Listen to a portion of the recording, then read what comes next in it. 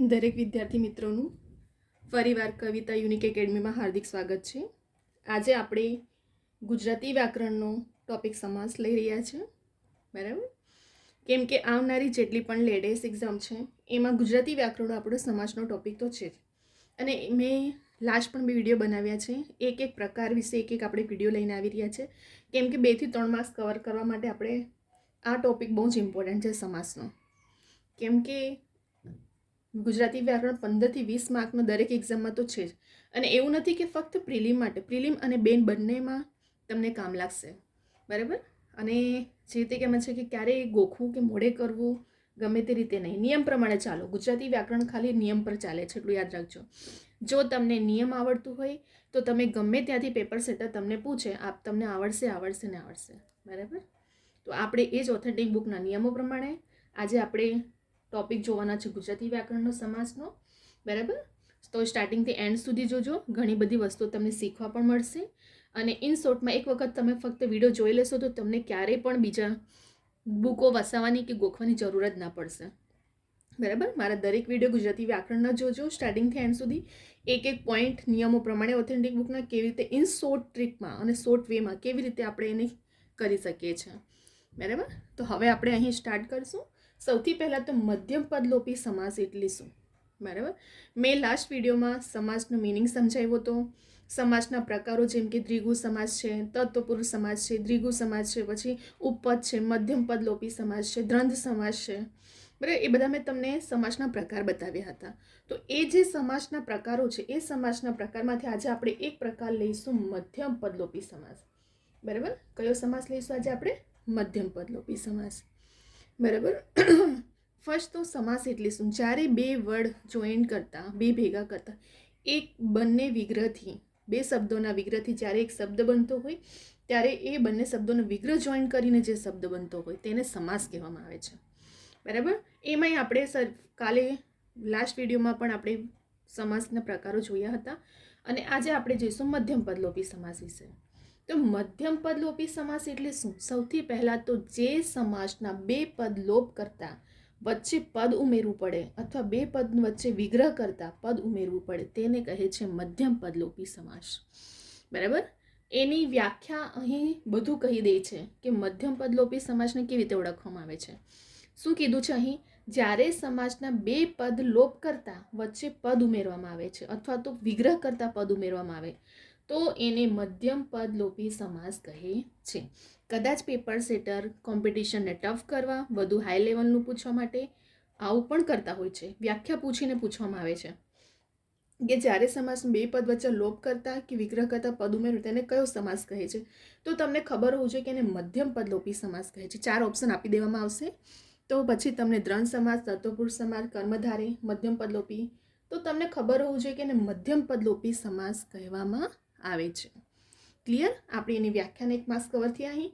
હવે એના ઉદાહરણો જોઈશું, બરાબર? મોસ્ટ ટાઈમ પે, કેમ કે ઉદાહરણો આજે મેં ઉદાહરણો બનાવ્યા છે તો ઓથેન્ટિક બુકના નિયમો અને ઘડીએ ઘડીએ જે રિપીટ થયા છે એક્ઝામોમાં એ જ હું ઉદાહરણ પણ લઈને આવું છું કે જેથી કરીને સ્ટુડન્ટને એક્ઝામમાં આઈએમપી તરીકે યુઝફુલ રહેશે, બરાબર? સમજ પણ પડી જાય અને પ્લસ તમારું રિવિઝન પણ થઈ જશે અને આઈએમપી તમને જો પૂછાય તો આપણે કરી શકીએ છીએ ક્રેક, બરાબર? તો સૌથી પહેલાં તો સંગ્રામ સમિતિ. હવે એનું લોપ કઈ રીતે થાય? મધ્યમ પદલોપીનો મિનિંગ શું થાય છે કે એક વ્યાખ્યા બને છે. જોજો ધ્યાનથી. આપણે સંગ્રામ સમિતિ કોને કહીએ છીએ? સંગ્રામના આયોજન માટે નિયત થયેલી જે સમિતિ હોય છે તેને સંગ્રામ સમિતિ. તો એની વ્યાખ્યા બને છે મધ્યમ પદલોપી સમાસમાં, બરાબર? સંગ્રામ સમિતિ કોને કહે છે? સંગ્રામના આયોજન માટે નિયત થયેલી સમિતિ એટલે સંગ્રામ સમિતિ. ક્લિયર? અહીં બે પદ વચ્ચે લોપ થયો એટલે કે એની વ્યાખ્યા બની, વિગ્રહ કરતાં પણ પદ ઉમેરવું પડ્યું છે. અહીં સંગ્રામના આયોજન માટે જે નિયત થયેલી સમિતિ છે તેને સંગ્રામ સમિતિ કહે છે. એની વ્યાખ્યા બની જાય છે. શિલાલેખ. તો આપણે શિલાલેખ કોને કહીએ છીએ? શિલા ઉપર જે લખાયેલો લેખ હોય તેને આપણે શું કહીએ છીએ? શિલાલેખ. તો મધ્યમ પદલોપીનો શું મિનિંગ થાય છે? જે તમને શબ્દ આપ્યો ને એની વ્યાખ્યા બને છે વિગ્રહ કરતા. શિલાલેખ કોને કહેવાય? શિલા ઉપર જે લખાયેલો લેખ છે તેને મધ્યમ પદલોપી સમાસ એટલે શિલાલેખ કહે છે. ત્યાર પછી ભજનાનંદ. તો ભજનાનંદ કોને કહેવામાં છે? ભજનમાંથી મળતો આનંદ, જેને આપણે શું કહીએ છીએ? ભજનાનંદ. તો વ્યાખ્યા બની. આપણે વ્યાખ્યા કઈ રીતે બનાવશું? ભજનાનંદ કોને કહીએ છીએ? ભજનમાંથી મળતો આનંદ એટલે ભજનાનંદ, બરાબર? અહીં વ્યાખ્યા બને છે. ત્યાર પછી ભજન મંડળી. તો ભજન મંડળી આપણે કોને કહીએ છીએ? ભજન ગાતી મંડળી એટલે ભજન મંડળી. બની વ્યાખ્યા, બરાબર. બે પદનો લોપ કર્યો ત્યારે આપણે ભજન ગાતી મંડળી આપણે એને બોલીએ છીએ કે વિગ્રહ કરવામાં કે પદ ઉમેરવામાં આવ્યું તો એને ભજન મંડળી કહે છે. પત્ર ચેષ્ટા. તો પત્ર ચેષ્ટા કોને કહેવાય છે? જેને પત્ર લખવાની ચેષ્ટા હોય એને પત્ર ચેષ્ટા કહેવામાં આવે છે. અહીં પણ વ્યાખ્યા બની જાય છે. ઋણ રાહત. તો ઋણ રાહત કોને કહીએ છીએ આપણે? એની વ્યાખ્યા બનાવો. ઋણમાંથી અપાતી રાહત જેને ઋણ રાહત કહેવામાં આવે છે. તો અહીં પણ મધ્યમ પદ લોપી સમાસ ક્લિયર થયો. જકાત નાકે. તો જકાત લેતા કે આપવાના નાકે તેને આપણે શું કહીએ છીએ? જકાત નાકે. તો મધ્યમ પદ લોપી સમાસમાં આપણે ફક્ત ઇન શોર્ટમાં એટલું યાદ રાખવાનું છે કે વ્યાખ્યા વિગ્રહ કરીએ છીએ ત્યારે વ્યાખ્યા બને છે કે જકાત નાકે. તો જકાત નાકે કોને કહેવાય? જકાત જે લેતા આપવાનું નાકે થાય તેને જકાત નાકે કહે છે. મુખ પરિવર્તન. તો મુખ પર આવેલું પરિવર્તન એને મુખ પરિવર્તન કહીએ છીએ. તો એનો વિગ્રહ એની વ્યાખ્યા વડે બને છે. ઈજન સાદ. તો ઈજન કે આમંત્રણ આપતો સાદ હોય એને ઈજન સાદ કહીએ છીએ. વ્યાખ્યા બની એની. જીવનશૈલી. તો જીવન જીવવાની શૈલી. તો જીવનશૈલી તમને એક્ઝામમાં આ વર્ડ આપીને 4 ઓપ્શન આપી દેવામાં આવશે, 4 સમાસ. તો તમને એનો વિગ્રહ કરતા આવડશે ને તો જ તમે એને સમાસને ઓળખી શકશો. ફક્ત ઇન શોર્ટમાં મધ્યમ પદ લોપી સમાસમાં તમારે યાદ શું રાખવાનું છે કે જે શબ્દ આપ્યા હશે ને તમારી વ્યાખ્યા બનતી હશે. જેમ કે અહીં સંગ્રામ સમિતિ બની, શિલાલેખ, ભજનાનંદ, ભજન મંડળી, પત્ર ચેષ્ટા, ઋણ રાહત, જકાત નાકે, મુખ. આ તમે બધા વર્ડ જોશો ને તો બધાની વ્યાખ્યા બને છે કે આપણે ભજનાનંદ કોને કહીએ છીએ, ભજન મંડળી કોને કહીએ છીએ, મુખ પરિવર્તન કોને કહીએ છીએ, જીવન. આ બધાની વ્યાખ્યા છે જેને આપણે ઇન શોર્ટમાં કહીએ છીએ મધ્યમ પદ લોપી સમાસ બની જાય છે. બરાબર. તો મધ્યમ પદ લોપી સમાસનો શું છે? જ્યારે બે પદ વચ્ચે શું થાય છે? લોપ થાય છે ત્યારે વ્યાખ્યા કે વિગ્રહ કરતાં પદ ઉમેરવું પડે છે એટલે કે વ્યાખ્યા બને છે. તેને આપણે મધ્યમ પદ લોપી સમાસ કહીએ છીએ. અહીં મેં લખ્યું પણ છે પદ વચ્ચે ઉમેરવું પડે અથવા તો પદ વિગ્રહ શબ્દો ઉમેરતા મધ્યમ પદ લોપી સમાસ બને છે. તો અહીં આપણો 1, 2 થી 3 માર્ક્સ કવર થયો. એક વ્યાખ્યાની રીતે પેપર સેટર પૂછે કે પછી તમને ઉદાહરણો આવી રીતે વર્ડ આપ્યું હશે તો 4 તમને ઓપ્શન આપી દેવામાં આવશે કે દ્વિગુ છે કે તત્વપુરુષ છે કે પછી કર્મધારે છે. તો તમને ખબર હોવું જોઈએ કે મધ્યમ પદ લોપી સમાસ કેવી રીતે વિગ્રહ કરતા બને છે. અને કદાચ તમને વર્ડ આપી દીધું હશે ને નીચે 4 આવી રીતે પણ ઓપ્શન આપ્યું હશે તો તમને વિગ્રહ કરવાનું પણ નીચેના 4 ઓપ્શન તમને આપી દીધું હશે. બરાબર. તો તમને એ પણ આવડવું જોઈએ. વ્યાખ્યાની રીતે પૂછે, ઉદાહરણની રીતે પૂછે કે વિગ્રહની રીતે પૂછે. તમને આ બધું જ પોઈન્ટ આની બહારનું કશું આવડવાનું નથી. બરાબર. બહારનું કશું નથી આવવાનું. તો પછી જે બહારનું કશું નથી આવતું તમે આટલું જ પોઈન્ટ તમે ખાલી કરી લો. સ્ટાર્ટિંગ ત્યાં સુધી વિડીયો જોઈને બસ આટલું ટોપિક યાદ રાખો કે કેવી રીતે મધ્યમ પદ લોપી સમાસને ઓળખવામાં આવે છે. ફક્ત એની વ્યાખ્યાને વિગ્રહ કરવામાં આવ્યું છે, બીજું કશું નથી મધ્યમ પદ લોપી સમાસમાં. તો આપણે બીજા બધા ઘણા સ્ટુડન્ટ કે હોય છે કે જે કોઈ પણ ફ્રેન્ડ મિત્ર કે ગમે તે રીતે આ એકેડમી કે પેલી એકેડમી કે આ બુક કે પેલી બુક, પેલા ફ્રેન્ડ મિત્ર ગમે તે રીતે બુકો વસાવીને વાંચતા હોય છે એને સ્માર્ટલી પ્રિપરેશન ના કહેવાય. બરાબર. એને ગાડરિયો પ્રવાહ કહેવામાં આવે છે કે બરાબર આપણે એવી રીતે નથી ચાલવાનું. આપણે સ્માર્ટલી પ્રિપરેશન કરવાની છે કે જેથી કરીને તમે એકવાર પ્રિપરેશન કરો ને તો તમને લાઈફ ટાઈમ હેલ્પફુલ રહે. બરાબર. પછી ઘડી ઘડી એને રિપીટ મોડે કરવું કે ગોખવું ના પડે દરેક બુકોમાંથી. એના નિયમ પ્રમાણે ચાલો. નિયમ શું કહે છે બસ એટલું યાદ રાખો. બરાબર. તો નિયમ જ એનો મધ્યમ પદ લોપીને કહે છે કે એની વ્યાખ્યા વિગ્રહ કરતાં પદ ઉમેરવું પડે કે શું થાય છે? વિગ્રહ થાય છે ત્યારે શબ્દોને ઉમેરતા વ્યાખ્યા બની જતી હોય છે. જો અહીં દરેકની વ્યાખ્યા બની છે ત્યારે આ શબ્દ બન્યો છે. બરાબર. તો મધ્યમ પદ લોપી સમાસ વિશે પણ આપણો આટલો ટોપિક કવર થઈ ગયો. બરાબર. અને એવું નથી કે ફક્ત પ્રિલિમ જેમ જીપીએસસીના મેઇન એક્ઝામમાં પણ જોશો તો વ્યાકરણ જ હોય જ છે. બરાબર. એટલે દરેક કોમ્પિટેટિવ એક્ઝામના ગુજરાતી જો પેપર હોય છે એમાં ગુજરાતી વ્યાકરણ તો કમ્પલસરી સિલેબસ છે જ. અને એવું નથી ફક્ત પ્રિલિમ મેન બંનેમાં. તો એવું પ્રિપરેશન કરું કે જેમને પ્રિલિમ મેન બંનેમાં પણ તમને લાઈફ ટાઈમ શું રહેશે? હેલ્પફુલ રહેશે. બરાબર. અહીં આપણે જોઈ લીધું છે મધ્યમ પદ લોપી સમાસ વિશે. ફટાફટ એક વખત ફક્ત રિવિઝન કરી લઈએ કેમ કે આપણે દરેક વિડીયોમાં રિવિઝન તો કરતા જ હોય છે. કેમ કે કોઈ પણ વિડીયો તમે 2 થી 3 વખત જોશો તો તમને યાદ રહી જાય છે. બરાબર. આપણે સ્વામી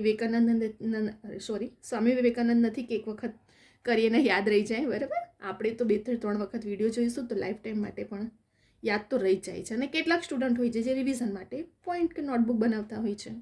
બરાબર. તો અહીં હવે આપણે ફરી એકવાર રિવિઝન કરી લઈએ જેથી કરીને ક્યાંક કન્ફ્યુઝન થયું સ્ટુડન્ટને કે ક્યાંક મિસ્ટેક થતી હોય તો એમને માઇન્ડમાં ક્લિયર થઈ જાય. સૌથી પહેલાં મધ્યમ પદ લોપી સમાસ, જે બે પદનો લોપ કરતા વચ્ચે પદ ઉમેરવું પડે કે વિગ્રહ કરતા પદ ઉમેરવું પડે તો ત્યારે શું બને છે? મધ્યમ પદ લોપી સમાસ બને છે. હવે આપણે અહીં જોયું તો સંગ્રામ સમિતિ. તો આપણે સંગ્રામ સમિતિ વ્યાખ્યા કઈ રીતે બનાવશું કે સંગ્રામના આયોજન માટેની નિયત થયેલી સમિતિ એટલે સંગ્રામ સમિતિ. શિલાલેખ તો શિલા ઉપર લખાયેલો લેખ જેને આપણે કહીએ છીએ શિલાલેખ. ભજનાનંદ તો ભજનમાંથી જે મળતો આનંદ હોય તેને ભજનાનંદ કહીએ છીએ. ભજન મંડળી ભજન ગાતી મંડળી. પત્ર ચેષ્ટા પત્ર લખવાની ચેષ્ટા હોય તેને પત્ર ચેષ્ટા કહીએ છીએ. ઋણ રાહત તો ઋણમાંથી અપાતી રાહત જેને આપણે શું કહીએ છીએ? ઋણ રાહત. જકાત નાકે તો જકાત લેતા કે આપવાના નાકે તેને આપણે કહીએ છીએ જકાત નાકે. મુખ પરિવર્તન તો મુખ પર આવેલું પરિવર્તન એને આપણે શું કહીએ છીએ? મુખ પરિવર્તન કહીએ છીએ. ઈજન સાદ તો ઈજન આમંત્રણ આપતો સાદ જેને આપણે શું કહીએ છીએ? ઈજન સાદ કહીએ છીએ. ત્યાર પછી જીવનશૈલી તો જીવન જીવવાની શૈલી હોય જેને આપણે જીવનશૈલી. તો આ તમે દરેક ઉદાહરણમાં જોશો ને તેની વ્યાખ્યા એનો વર્ડ બનાવે છે. જો બરાબર, એની વ્યાખ્યા જે બનતી હોય છે તે જ એનો શબ્દ બનતો હોય છે જેને આપણે મધ્યમ પદ લોપી. તો ઇન શોર્ટમાં યાદ રાખો કે વ્યાખ્યા, બસ યાદ શું રાખવાની છે? વ્યાખ્યા બનાવવાની છે આપણે મધ્યમ પદ લોપી સમાસમાં. બરાબર, તો અહીં આપણું ક્લિયર થઈ ગયું મધ્યમ પદ લોપી સમાસ. આપણે જોયું પણ તો સમાસ એટલે જ્યારે બે શબ્દોના વિગ્રહથી એક શબ્દ બનતો હોય તેને સમાસ કહેવામાં આવે છે. સમાસના ઘણા બધા પ્રકારો છે જેમાંથી એક પ્રકાર આપણે આજે જોઈશું મધ્યમ પદ લોપી સમાસ. જોઈ પણ લીધું. ક્લિયર? તમે આનો સ્ક્રીનશોટ લઈ શકો છો. તમને આ વિડીયો ગમે તો લાઇક કરવાનું ભૂલતા નહીં, કમેન્ટ કરો, બીજા બધા સ્ટુડન્ટને પણ શેર કરો જેથી કરીને કેટલાક સ્ટુડન્ટ જે રીતે હું કહું છું દરેક વિડીયોમાં કે કોચિંગ એફર્ટ નથી કરતા, જાતે પણ પ્રિપરેશન કરતા હોય છે. તો એ વિડીયો જુએ, દરેક સ્ટુડન્ટ સુધી આ વિડીયો પહોંચે. બરાબર, તો તમારા ફ્રેન્ડ મિત્રોને પણ શેર કરજો અને ખાસ કરીને સબસ્ક્રાઈબ કરવાનું ભૂલતા નહીં. બરાબર, સબસ્ક્રાઈબ કરીને નોટિફિકેશન માટે બેલ આઇકોન ઓન રાખજો જેથી મારા ડેલી રેકોર્ડેડ લેક્ચર અપડેટ થાય છે. અને આવનારી જેટલી પણ લેટેસ્ટ એક્ઝામ છે ને એના સિલેબસના એકોર્ડિંગ જ હું વિડીયો લઈને આવી રહી છું જેથી કરીને ફક્ત એક એક્ઝામ નહીં દરેક એક્ઝામમાં તમને યુઝફુલ રહેશે મારા દરેક વિડીયો. ગુજરાતી વ્યાકરણ છે જ, બધા કમ્પલસરી છે જ આપણો ટોપિક. તો આ કંઈ સમાસ બદલાઈ નથી જવાનું બીજી એક્ઝામ માટે. બરાબર, જે વ્યાકરણ છે એ વ્યાકરણ નિયમ પ્રમાણે જ ચાલે છે અને વ્યાકરણ દરેક એક્ઝામમાં હોવાનું જ છે, પ્રિલિમ મેન બંનેમાં. તો એવી પ્રિપરેશન કરો જેને સ્માર્ટલી પ્રિપરેશન કહેવામાં આવે છે કે ડબલ મહેનત ના કરવી પડે અને મેઇનમાં એટલો બધો ટાઈમ પણ નથી હોતો. ક્લિયર અહીં? તો જેટલી પણ અને ફક્ત એવું નથી કે કોમ્પિટિટિવ એક્ઝામના સ્ટુડન્ટ માટે 9, 10th, 11thમાં પણ વ્યાકરણ સમાસ આવતું જ હોય છે. તો એ સ્ટુડન્ટ માટે પણ આ યુઝફુલ છે. બરાબર, તો તમારા દરેક સ્ટુડન્ટ વિદ્યાર્થી મિત્રો બધાને શેર કરજો અને સબસ્ક્રાઈબ કરવાનું ભૂલતા નહીં. અને એવું નથી કે ફક્ત રેકોર્ડેડ ડેલી લેક્ચર, મારા આ ચેનલ પર ડેલી જેટલી પણ લેટેસ્ટ એક્ઝામની ઇન્ફોર્મેશન અપડેટ થાય છે, જોબ અપડેટ રિલેટેડ. બરાબર, ઇન્ફોર્મેશન તાત્કાલિક અપડેટ કરવામાં આવે છે. તો જેટલી પણ લેટેસ્ટની ગવર્મેન્ટ જોબની વેકેન્સીઓ નીકળતી હોય છે એની ઇન્ફોર્મેશન પણ તમને તાત્કાલિક મળે. એટલા માટે સબસ્ક્રાઈબ કરવાનું ભૂલતા નહીં. અને ડેલી રેકોર્ડેડ લેક્ચર પણ અપડેટ કરવામાં આવે છે. બીજું એક વસ્તુ કે મારી કવિતા યુનિક એકેડમી ઇન્સ્ટાગ્રામની આઈડી છે. કોઈ પણ ક્વેરી કે ક્વેશ્ચન હોય એક્ઝામ રિલેટેડ મને પૂછી શકો છો. એક્ઝામમાં સ્ટુડન્ટ પૂછતા પણ હોય છે. બરાબર, એમને સોલ્યુશન પણ મળતું હોય છે. ટેલિગ્રામની પણ હવે આપણે ન્યૂ ટેલિગ્રામની ચેનલ પણ બનાવી છે કવિતા યુનિક એકેડમી નામથી. બરાબર, તો એને પણ તમે સબસ્ક્રાઈબ કરીને એમાં પણ ડેલી રેકોર્ડેડ લેક્ચર મૂકવામાં આવે છે. તો ભૂલતા નહીં. બરાબર, હવે આપણે નેક્સ્ટ વિડીયોમાં બીજા બધા ટોપિકો સાથે પણ આવશું. બરાબર, અને મારા ગુજરાતી વ્યાકરણના દરેક રેકોર્ડેડ લેક્ચર જોજો તમે. એક એક નાની વસ્તુ પેપર સેટર ક્યાં કન્ફ્યુઝ કરશે, ક્યાં તમને પેપરને પૂછી શકે છે ઉદાહરણની રીતે, શબ્દોની રીતે, વ્યાખ્યાની રીતે, એક એક પોઈન્ટ હું હાઇલાઇટ કરું છું સ્ટુડન્ટ્સને જેથી કરીને ગમે ત્યાંથી ક્વેશ્ચન પૂછે ને આપણને આવડશે જ. બરાબર, તો દરેક વ્યાકરણના, ગ્રામરના, મેથ, રિઝનિંગ, ક્વોન્ટિટેટિવ દરેકના નિયમો પ્રમાણે, શોર્ટ ટ્રીક પ્રમાણે દરેક વિડીયો સ્ટાર્ટિંગથી એન્ડ સુધી જોજો. ઘણું બધું શીખવા પણ મળશે તમને. બરાબર, હવે આપણે નેક્સ્ટ વિડીયોમાં બીજા બધા પ્રકારો વિશે પણ લઈને આવશું જેથી કરીને તમારા દરેક પ્રકાર પણ ક્લિયર થઈ જશે અને લાઈફ ટાઈમ માટે તમને હેલ્પફુલ રહેશે. બરાબર, કેટલાક સ્ટુડન્ટ રિવિઝન માટે લખતા પણ હોય છે તો વિડીયો 2 થી 3 વખત જુઓ અને લખીને રાખો. બસ એટલું કરશો એટલે તમને લાઈફ ટાઈમ આ યાદ રહેવાનું જ છે. બરાબર, તો હવે આપણે નેક્સ્ટ વિડીયોમાં બીજા ટોપિક સાથે આવશું. અહીં હવે આપણે વિડીયોને સ્ટોપ કરી રહ્યા છે.